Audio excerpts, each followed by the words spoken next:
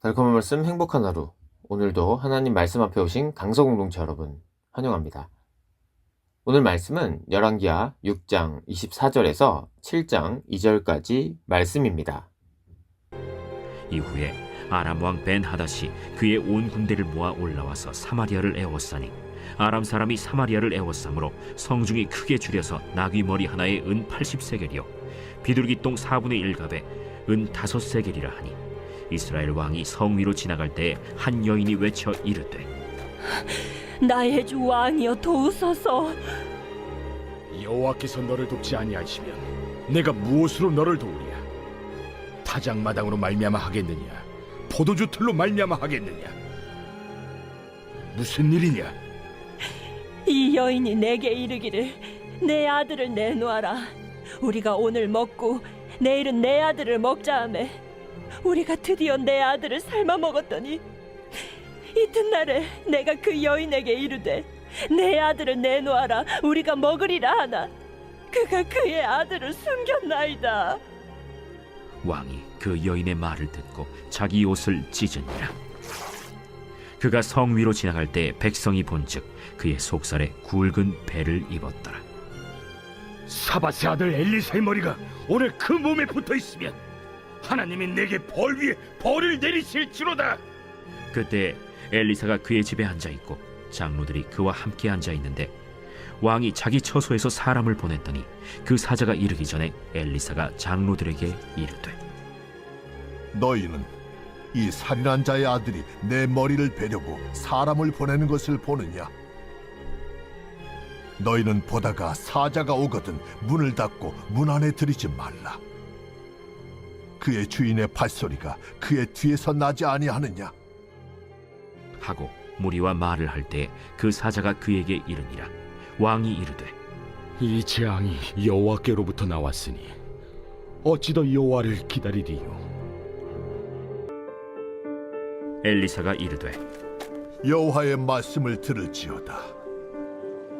여호와께서 이르시되 내일 이맘때에 사마리아 성문에서 고운 밀가루 한 사를 한 세겔로 매매하고 보리 두 사를 한 세겔로 매매하리라 하셨느니라.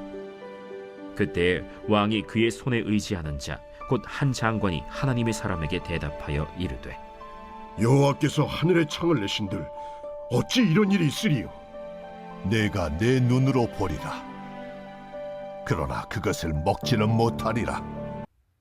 아람 왕 벤하닷은 북이스라엘에 또 다른 공격을 가합니다. 이번에는 아람 군대가 마을을 습격하는 대신 사마리아 성 자체를 포위했습니다.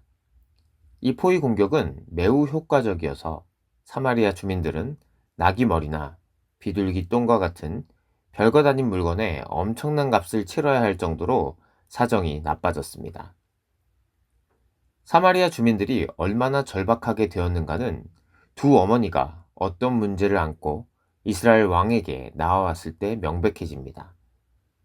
두 어머니가 그들의 아이들을 잡아먹기로 동의했지만 한 아이를 먹고 나자 다른 여인이 자기 아이를 숨겨서 그 약속을 어겼습니다.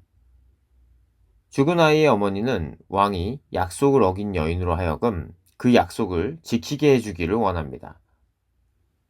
아람 군대의 포위 공격으로 사람으로서 그리고 부모로서 최악의 잔혹한 행위가 벌어졌습니다.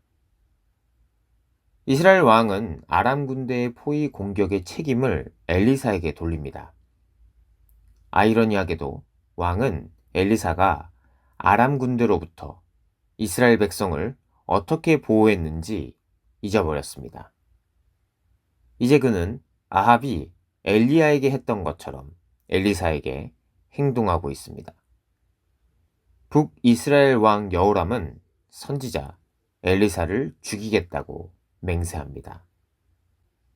한편 엘리사는 자신의 집에 앉아서 성읍 지도자들과 이야기를 나누고 있었습니다. 엘리사는 방문자들에게 왕이 보낸 사자를 막기 위해 문을 잠그라고 지시하지만 왕의 사자가 이미 도착해서 여호와 하나님에 대한 비난을 쏟아내기 시작합니다. 왕의 사자를 앞에 두고 엘리사는 포위망 해제에 대해 두 가지를 예언합니다. 첫째, 엘리사는 다음날 이맘때에 음식이 싸고 풍족해질 것이라고 약속합니다. 이 예측은 그들의 상황과 고통을 볼 때 믿을 수 없을 것 같습니다. 둘째, 왕의 사자가 엘리사의 말을 의심했을 때 선지자는 왕의 사자가 풍성한 음식을 볼 수 있겠지만 그중 어떤 것도 먹지는 못할 것이라고 예언합니다. 엘리사가 아람의 군대를 물러나게 했지만 아람 왕 벤하닷은 더 큰 군대로 사마리아 성을 에워쌉니다. 성이 포위되어 기근이 생기자 사람들은 엘리사와 하나님을 원망하고 북이스라엘 왕 여호람은 엘리사를 죽이려 합니다. 재앙 앞에서 돌변하는 사람들 가운데 우리는 어떻게 살아야 할까요? 재앙은 비상식적인 고통을 낳습니다. 재앙이 닥치자 먹을 것이 떨어지고 심지어 당나귀의 머리와 비둘기 똥이 거래되기도 합니다. 굶주림 앞에서는 왕의 권위도 무의미해집니다. 심지어 자기 자식을 식량으로 삼는 일까지 벌어집니다. 그런 상황을 왕은 알면서도 통제하지 못합니다. 재앙을 만날수록 왕은 백성들을 올바른 판단으로 통치하고 하나님께 간절히 구원을 호소해야 했습니다.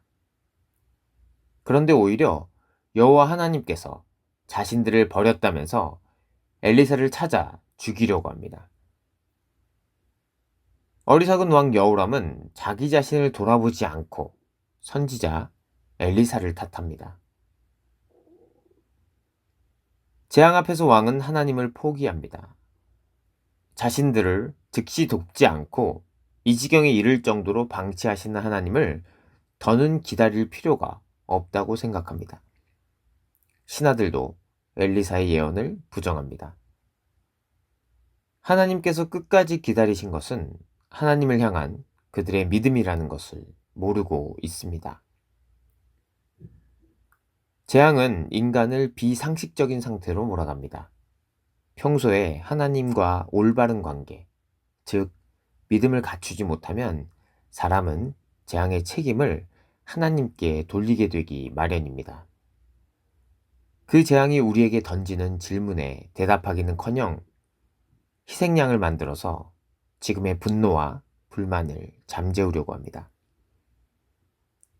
하지만 우리가 알고 있듯이 불신앙은 더 큰 재앙만 부를 뿐입니다. 결코 쉬운 일은 아니지만 우리는 절망 가운데서도 하나님을 신뢰해야 합니다. 사랑하는 강서침례교회 성도 여러분, 절망 가운데서도 하나님을 신뢰하는 하루 되시길 축복합니다.